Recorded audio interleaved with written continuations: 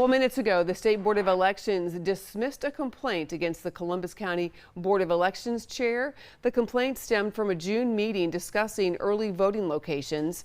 A member of the public alleged they were locked out of a scheduled live stream for over an hour and given no alternative way to watch.